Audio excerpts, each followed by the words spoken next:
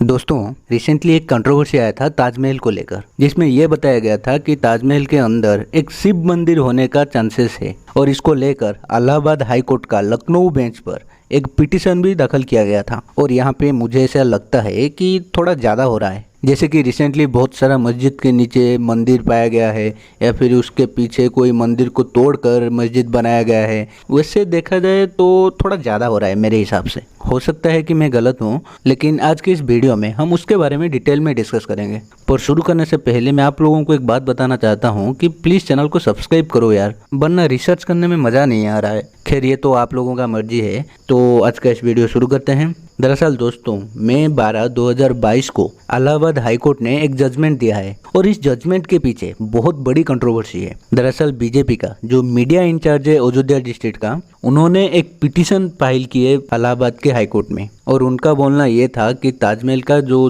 22 कमरे हैं, उन कमरे को खोल के जांच किया जाए ताकि पता चल सके कि इसके अंदर क्या है। क्योंकि उनका मानना ये है कि उस कमरे के अंदर ऐसा कुछ मिलेगा जैसे पता चलेगा कि वो पहले एक हिंदू मंदिर था। लेकिन यहाँ पे सवाल उठता है कि उन्हें कैसे पता चला कि उसके अंदर कोई शिवलिंग है या फिर हिंदू मंदिर था। देखा जाए तो ऐसा कोई भी प्रूफ अभी तक नहीं मिला है, लेकिन उन्हें कैसे पता चला उसके बारे में जानने के लिए हम मेनली 3 फैक्ट देखेंगे जो उन्होंने बोले हैं इस पिटीशन में, और फिर हम जानेंगे कि वो कौन थे जो ये पिटीशन दाखिल किए थे और कोर्ट का जजमेंट क्या आया। तो दोस्तों, ताजमहल पर एक बुक लिखा गया था जिसको लिखे थे P.N. ओक ने, और उनका बुक का नाम the Taj Mahal is a temple palace. और उसमें वो ये बोले थे कि ताजमहल के अंदर एक मंदिर है, मतलब एक मंदिर को तोड़कर वहाँ पे ताजमहल बनाया गया, लेकिन असल में वो एक मंदिर है। और ये बात मैं नहीं बोल रहा हूँ, उस पुस्तक में था और उनका ये बात इस पिटीशन में क्लियरली मेंशन था।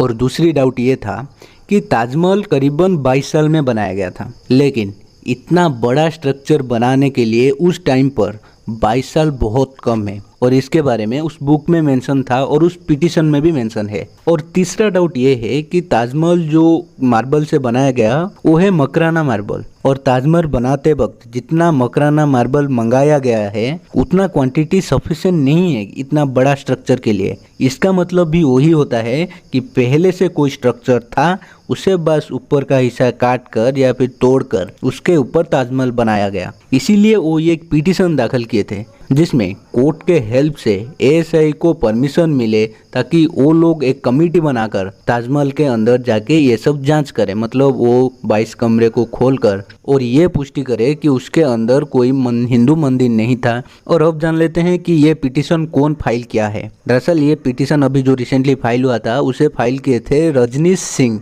जो कि राजा मान सिंह का वंशज है और बीजेपी का एक नेता है। और दोस्तों, ये भी एक फैक्ट है कि ताजमहल मुमताज महल से आया है, मतलब मुमताज महल का मेमोरियल के हिसाब से ये ताजमहल बनाया गया है। लेकिन मुमताज महल जो थे उनका रियल नाम भी मुमताज महल नहीं था, उनका रियल नाम था मुमताज उल जमानी। इसका मतलब ये है कि ताजमहल का नाम उनके नाम से नहीं आया है। लेकिन ये जो भी बोले हैं वो पिटीशन में, उसका कोई पक्का तौर पर सबूत नहीं मिला है। और इस केस को लेकर इलाहाबाद हाई कोर्ट ने इस पिटीशन को खारिज किया है और ये बोला है कि ये पिटीशन बिल्कुल बेसलेस है। फिलहाल आज के इस वीडियो में इतना ही। अगर आप लोगों को इस कंट्रोवर्सी के बारे में पूरी डिटेल में वीडियोस चाहिए तो प्लीज़ कमेंट कीजिए, चैनल को सब्सक्राइब कीजिए।